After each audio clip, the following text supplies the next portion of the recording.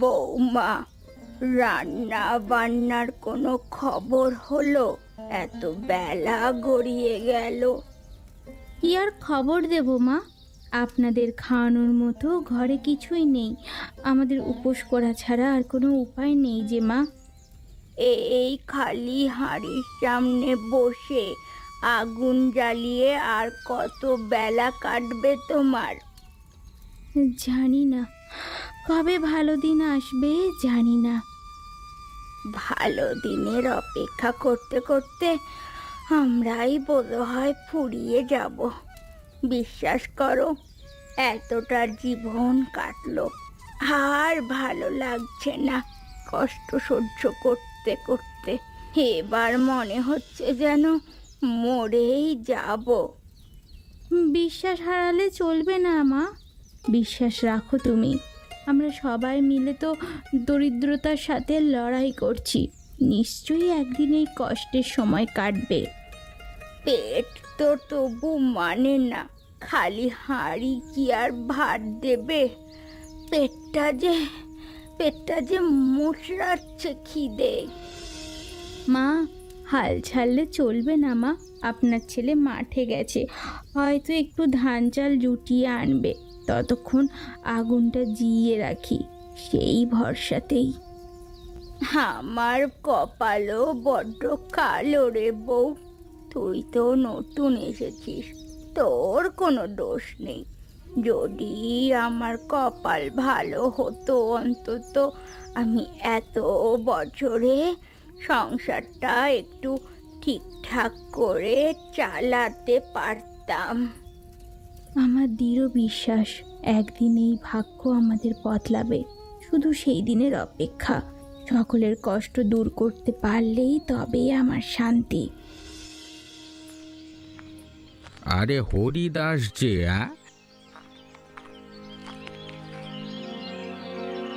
নামেও যেমন হরি, কাজেও তেমন হরি। আজও মুখ লটকে বাড়ি যাচ্ছিস, কোনো কিছু হয়নি নাকি? কপাল একদম সাথ দিচ্ছে না। যদি কপালটা একটু ভালো হতো তাহলে হতো। আরে জন্মে তোর কপাল তো সঙ্গ দেবে না। বাড়িতে বৌমাকে রেখে দিয়েছিস, এদিকে খাওয়াতে পারিস না, তোর লজ্জা করে না? গরিব হওয়া কি লজ্জার নাকি? গরিব হওয়া সত্ত্বেও যে বেঁচে আছে এটাই তো গর্বের। আহা, গর্বে বুক ফুলে যাচ্ছে একেবারে। ঢাল নেই, তলোয়ার নেই, নিধিরাম সর্দার। জমি নেই, ধান নেই, কিন্তু কাঁধে নাগল, একেবারে যেন সম। তোমাদের যা খুশি বলো, আমি খেটে খাই, কারোর কাছে ভিক্ষে চাই না। আমাদের পরিবার মাথা উঁচু করে বাঁচে এই গ্রামে। ভিক্ষে চাই না? তোর বউকে কিন্তু আমাদের জগদীশ বাবু অনেক দিন ধরে দেখছে, সেটা জানিস তো? উল্টো পাল্টা কথা বললে একেবারে মাথা ভেঙে দেব, ভুলে যাব কিন্তু তোমার আমার সম্পর্ক। হ্যাঁ, এমন ভাব দেখাচ্ছিস যেন তোদের কুঁড়ে ঘর একদিন রাজপ্রাসাদ হবে। যা ভাগ বেটা। আমাকে যেরকম তাচ্ছিল্য আর অপমান করেছো, একদিন বুঝতে পারবে আমরা সৎ পথে উন্নতি করব।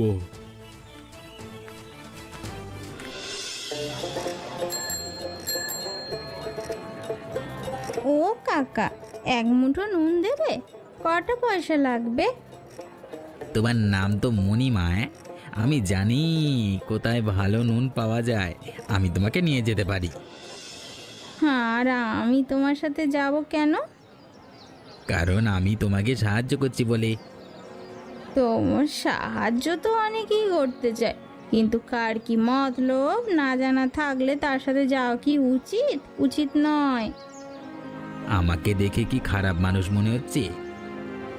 আজকাল দিন খুব খারাপ কাকা। মানুষকে দেখে বোঝাই যায় না কে ভালো আর কে খারাপ। আর তাছাড়া আমি এই গ্রামের অনাথ মেয়ে, একা থাকি। আমার নামে যদি কলঙ্ক উঠে যায় তাহলে আমি আর থাকতে পারবো না এই গ্রামে বেঁচে। আমার উপরে ভরসা করতে পারো, আমি তোমার সাথে এমনি বেড়াতে চাইছি না। থাক, আমার কিছুই আর শোনার নেই। আহা, আরে সোনার না থাকলেও আমার সাহায্য নিতে তো মানে আপত্তি নেই। আর এখানে তো সবাই আছে, এখানে কোনো কলঙ্ক উঠবে না। আমাকে তুমি চিনলে কি করে? নদীর ঘাটে মাঝে মাঝে দেখেছি তুমি জল আনতে যাও কলসি কাঁধে নিয়ে। তার মানে আমাকে তুমি অনেক দিন ধরেই লক্ষ্য করছো। মানুষকে এভাবে লুকিয়ে লুকিয়ে লক্ষ্য করা কিন্তু খারাপ। হ্যাঁ, বিশ্বাস করো, আমার কিন্তু কোনো খারাপ উদ্দেশ্য নেই। আমি রজত, সাধারণত আমি হাটে আসি না, তবে আজকে হাটে আসবার আসল লাভ হলো তোমাকে দেখা। এবার থেকে আমি প্রত্যেকবার হাটে আসবো। এত ভিড়ের মাঝে কেন এভাবে বলছো? লোকজন শুনে ফেলবে। আমি তো কোনো খারাপ কথা বলছি না, বলো। তোমাকে আমার ভালো লাগে, সেটা তোমাকে জানানো কি অন্যায়? ঠিক আছে ঠিক আছে, এইসব বিষয়ে পরে কথা হবে খন। আমি এখন যাচ্ছি, তুমি আর আমার পিছনে পিছনে আসবে না।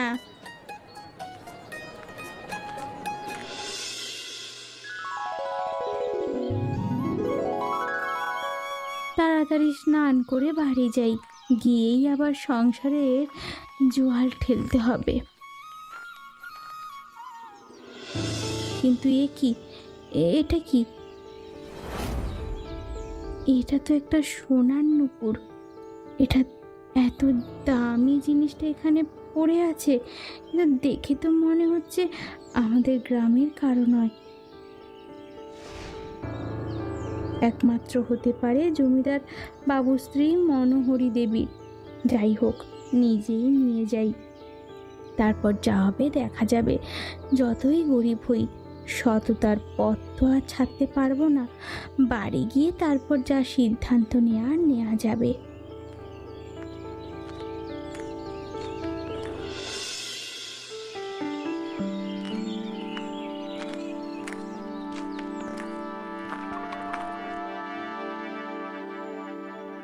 বাবু, একটা বিষয়ে আপনার সাথে কথার আছে। কি হয়েছে শান্তি? আমি আজ নদীতে গিয়ে এই নূপুরটা পেয়েছি। দেখে তো মনে হচ্ছে সোনার, অনেক দামি। তা আমাদের গ্রামে এত দামি জিনিস পড়ার তো কেউ নেই, ভাবলাম হয়তো গিন্নিমার। ঠিক বলেছিস, ওই নূপুরটা আমার বউয়ের। তার নদীতে গিয়ে হারিয়ে এসেছিল, কদিন ধরেই মন খারাপ করছিল। কি আর করব বলুন, আমার তো দরকার নেই তাই ফিরিয়ে দিলাম।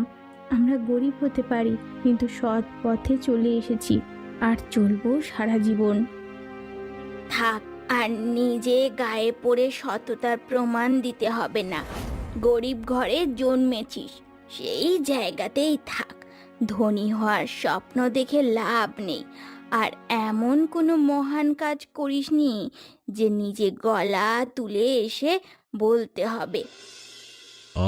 গিন্নি, কি হচ্ছেটা কি? একটা গরিব বাড়ির বউ নিজে এত দামি একটা জিনিস ফেরত দিতে এসেছে, আর তাকে তুমি এরকম কথা শোনাচ্ছ?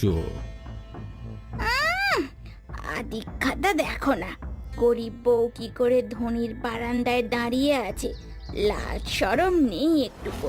কেন বর অথবা শাশুড়িকে দিয়ে পাঠাতে পারতো না? হয়তো ভেবেছে একদিন এই প্রাসাদ তার হয়ে যাবে। আসলে বর যেমন, তার বউ তো তেমন হবে।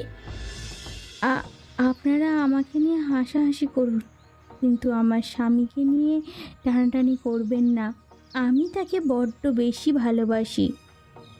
কত ভালোবাসা সে তো দেখাই যায়। পেটে খেতে না পারলে ভালোবাসা জানালা গলে পালিয়ে যায়। যত সব নাটক। গিন্নি খুব খারাপ কথা বলেনি। তোমাদের অনেকগুলো টাকা আমার কাছে ধার আছে, সেগুলো শোধ করবার ব্যবস্থা করো, না হলে কিন্তু আমি ব্যবস্থা নেব আর কি।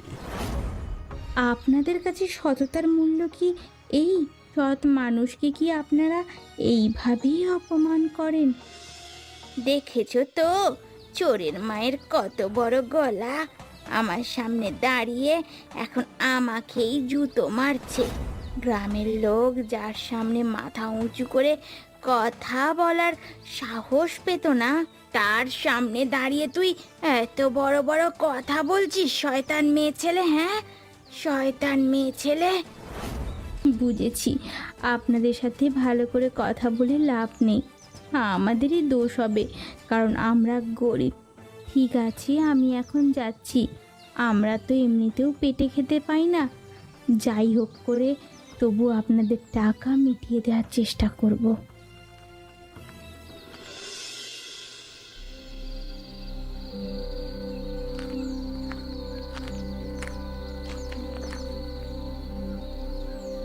আয় রজত, বস।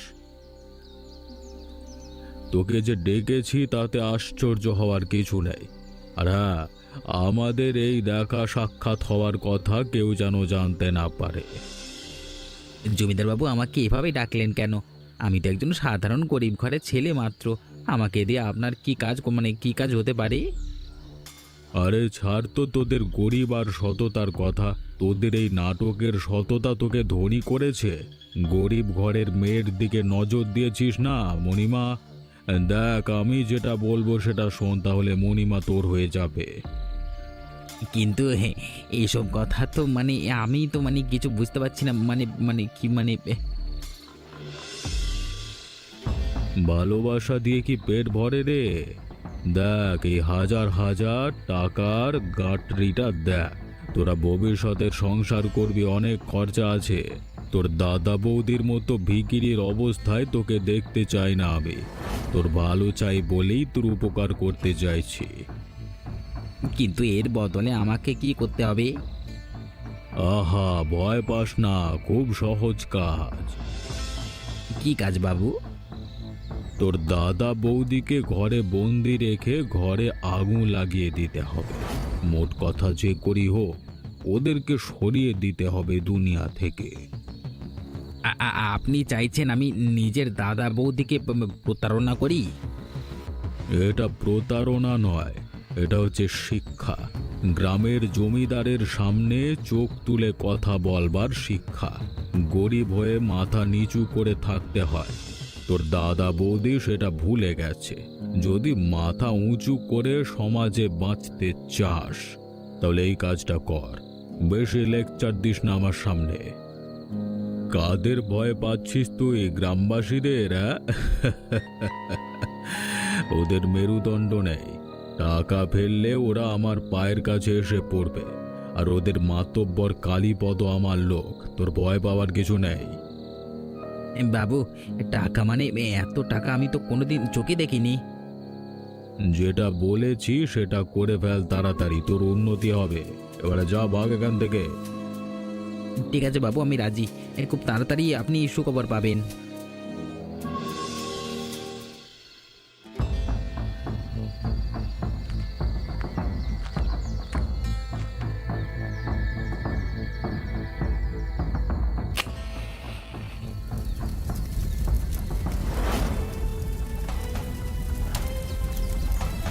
ওগো শুনছো, তাড়াতাড়ি ঘুম থেকে ওঠো, আগুন লেগেছে। এ কি সর্বনাশ হলো! গ্রামে আগুন লেগেছে না, শুধু আমাদের বাড়িতে আগুন লেগেছে। গ্রামে আগুন লেগেছে বলে মনে হচ্ছে না, কেউ সর্বনাশ করে বোধহয় আমাদের ঘরে আগুন লাগিয়ে দিয়ে গেছে।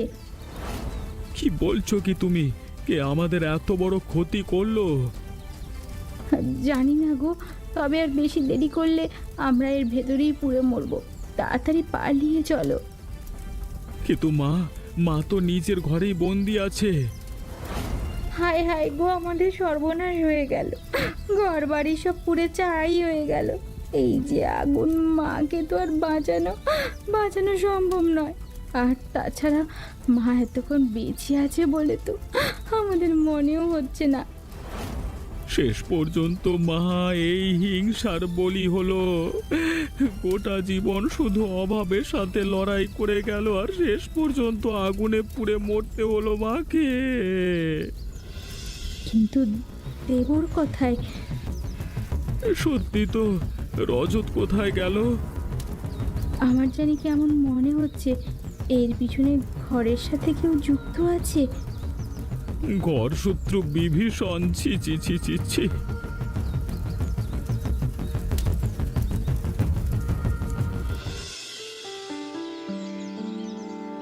ছি ছি ছি ছি, কালকে গ্রামে এত বড় একটা কাণ্ড ঘটে গেল। অসহায় চাষিদের চাষি হরিদাসের ঘরটা পুড়ে ওর মা মারা গেল, সব শেষ হয়ে গেল একেবারে গো। হবে না, এসব হচ্ছে পাপের ফল। পাপ? কিসের পাপ? হরিদাসের ভাই রজত গ্রামে লুকিয়ে লুকিয়ে প্রেম করছে ওই মণিমা নামের একা থাকা মেয়েটার সাথে।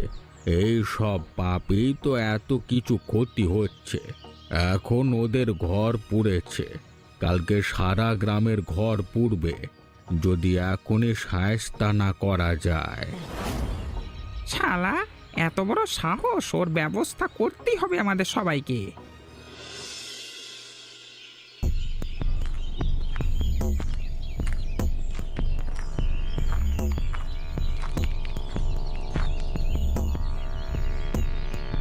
আমার সাথে যেটা হচ্ছে সেটা কি খুব ভালো হচ্ছে বলে মনে হচ্ছে আপনার? কেন রজত, কিরকম উত্তেজিত হয়ে এসেছিস কেন আমার কাছে? জানিস তো আমার আবার ছোট লোকের উত্তেজনা বেশি পছন্দ হয় না। আমি ছোট লোক? এখন আমাকে ছোট লোক বলছেন? এই তো আমাকে দিয়ে এত বড় একটা কাণ্ড ঘটিয়ে নিলেন, নিজের ঘর পুড়িয়ে দিলাম, নিজের মাকে মেরে ফেললাম আমি। তা তার জন্য কি আমার মাথা কিনে নিয়েছিস নাকি? এখন তোর কি আবদার মেটাতে হবে বল। আমার নামে কালীপদবাবু গ্রামে উল্টো পাল্টা কথা রটাচ্ছে, গ্রামের লোক আমাকে মারবার পরিকল্পনা করছে। তুই বড় বোকা রজত। তোর কি মনে হয় আমি এত টাকা রোজগার করে এত ক্ষমতার মালিক হয়েছে এমনি? তার মানে? তুই তোর বাড়ি পুড়িয়েছিস, তোর দাদা বৌদিকে ঘর থেকে তাড়িয়ে মাকে মেরে ফেলেছিস, তার বদলে তুই টাকা পেয়েছিস। এবার তুই তোর রাস্তা দেখ, আমি আমার রাস্তা দেখব। আমার পথে বাধা হতে আসলে কিন্তু শেষ করে দেব তোকে। বিশ্বাসঘাতক! আমাকে স্বপ্ন দেখিয়ে এখন আমার পেছনে ছুরি মারছো তুমি। কি করব বল, এটাই আমার কাজ। তোকে বুদ্ধি করে লোভ দেখিয়ে তোর নিজেরই লোকের বিরুদ্ধে লড়াই করিয়ে দিলাম, যাকে বলে কাঁটা দিয়ে কাঁটা তোলা। এখন তোকে আমার কোনো প্রয়োজন নেই। এত বড় নির্লজ্জতার মতো একটা কথা আপনি বলতে পারছেন? জিভ টেনে ছিঁড়ে নেব। জুতো জুতোর মতো থাকবি, পায়ে পড়ে মাথায় ওঠার চেষ্টা করবি না একদম। ঠিক আছে, আমাকে যদি মরতে হয় মরবো, কিন্তু আপনাকে নিয়েই মরবো, সেই কথাটা আমি বলে যাচ্ছি এখনই।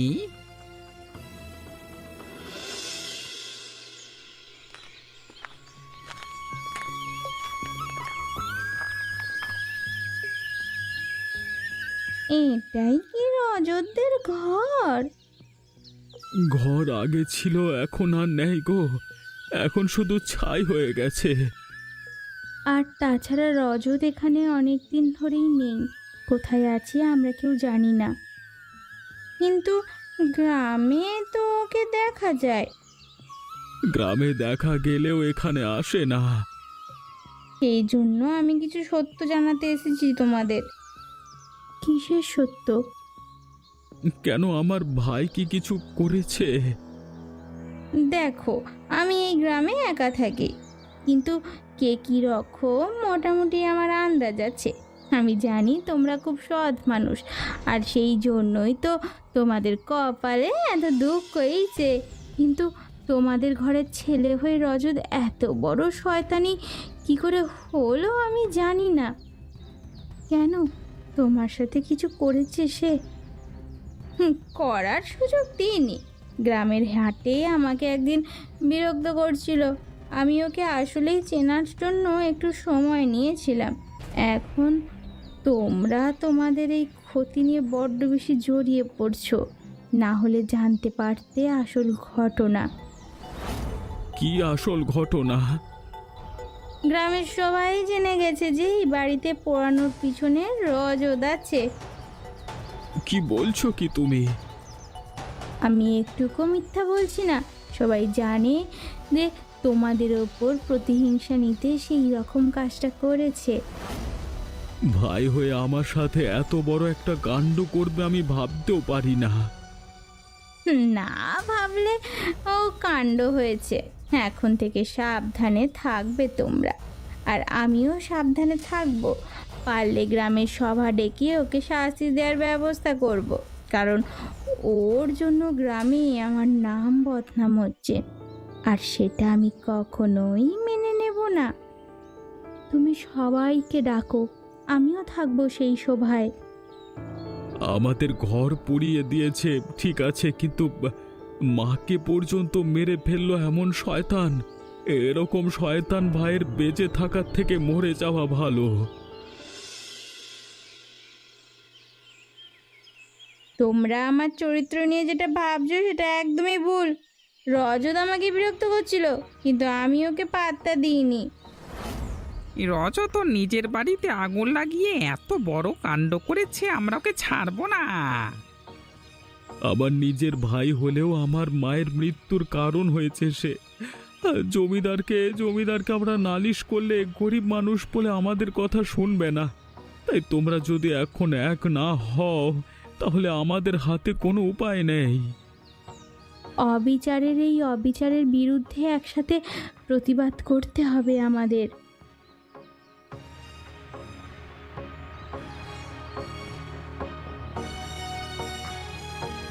শয়তান কুলাঙ্গার রজত এসেছে, ওকে মারো, সবাই মিলে ধরে মারো। কুলাঙ্গারের বাচ্চা, তোকে এখানে আসতে লজ্জা করলো না তোর? হ্যাঁ, আজ কি তোকে শেষ করে দেব আমি। ছি ছি ছি, তোমার মুখে থুতু দিতে ইচ্ছা করছে। নিজেরা এত কষ্টের মধ্যে থেকেও তোমাকে খাইয়ে পরিয়ে রেখেছিলাম আজকে এই দিনটা দেখার জন্য। তোমরা যা বলছো সব সত্যি, আমি ভুল করেছি, আমি দোষ করেছি, কিন্তু আমাকে মেরে ফেলবার আগে, আমাকে শাস্তি দেওয়ার আগে আমার কিছু কথা বলতে চাই, সেটা শোনো তোমরা। কি বলবি তুই? তোর আর কিছু বলবার মুখ আছে শয়তান? আমার শুধু আমি শুধু এইটুকুই বলতে চাই যে আমি যা করেছি নিজের ইচ্ছায় করিনি। নিজের ইচ্ছায় করিসনি মানে? কার ইচ্ছায় করেছিস? আমার যখন মণিমাকে ভালো লেগেছিল, কথা বলেছিলাম, তখন জমিদার আমাকে নিজের বাড়িতে ডাকে আর অনেক টাকা দেয়। বলে এই টাকাগুলো সে আমাদের সংসার করবার জন্য দিচ্ছে, তার বদলে ঘরে আগুন লাগিয়ে দিতে দিতে।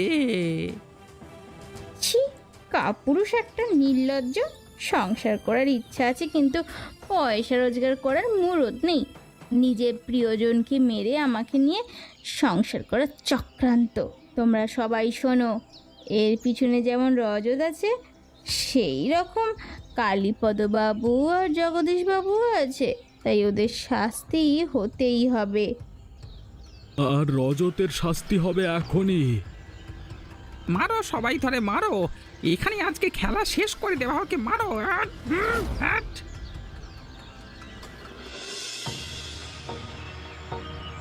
আজকে হিসেব চাই। এই জমিদার নামও বেরিয়ে আসো বাড়ি থেকে, হিসেব চাই। এ কি কাণ্ড হলো বলো তো? আমরা না বাইরে গেলে মনে হয় লোকজন আমাদের বাড়িতে এসে মারবে। আমি যতদূর খবর পেয়েছি, রজতকে আধমরা করে মারতে মারতে গ্রামের বাইরে ফেলে দিয়ে এসেছে। ধন সম্পত্তি যাই যাক, প্রাণ বেঁচে গেলে আমাদের এখন বাইরে বেরোতেই হবে প্রাণ বাঁচাতে গেলে, না হলে ওরা ভেতরে আসলে আমরা বাঁচবো না। আমার আর কিছু করবার নেই, তোমরা যা বলবে তাই করো। চলো বাইরের দিকে যাই।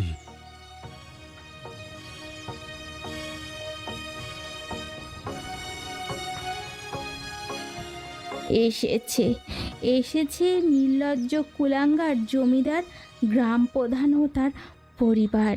এদের এক্ষুনি শেষ করে দিতে হবে, না হলে আমাদের মতো অভাবী লোকেদের ওপর অত্যাচার থামবে না। তোমরা একটু শান্ত হয়ে শোনো আমাদের কথা। আমরা কোনো কথা শুনবো না, এক্ষুনি আমরা বিচার চাই। বিচার হবেই। আমিও আর পাপের বোঝা বইতে পারছি না। আজকে আমার জমিদারির শেষ। এই গ্রামে আর আমরা থাকবো না। অহংকারের বশে আমি কি করেছি আমার নিজেরই জ্ঞান ছিল না। তাই সৎ মানুষ হিসেবে আমার জমিদারির দায়িত্ব দিয়ে যেতে চাই শান্তি আর হরিদাসকে। কিন্তু আমার মায়ের মৃত্যুর পেছনে তুমি দায়ী, তার বিচার হবে। আজকে আমাদের রক্ত ঝরবে, কিন্তু জমিদারের সিংহাসন ভাঙবই আমরা। এই মারো, জমিদারের শোষণের জবাব দাও। শাস্তি এমন হওয়া দরকার যেন ভবিষ্যতে আর কেউ এমন অপরাধ করার সাহস না করে। আমাদের সততার বিনিময়ে শুধু অভাব আর কষ্ট মিলেছে কপালে, আর অপমান। আজ সব অপমান দ্বিগুণ করে ফিরিয়ে দেব। মারতে মারতে সবাই এদের গ্রাম থেকে বার করে দাও এদের। এখন থেকে আমাদের জমিদার গিন্নি তুমি শান্তি, মারো সবাইকে, মারো, মেরে শেষ করে দাও। জয় গরিব বইয়ের ধনী ভাগ্যের জয়। তোমরা আমার জয়ধ্বনি দিও না, তোমরা নিজেদের জয়ধ্বনি দাও, কারণ আমি তোমাদের কাজ করার জন্যই এই আসনে বসেছি।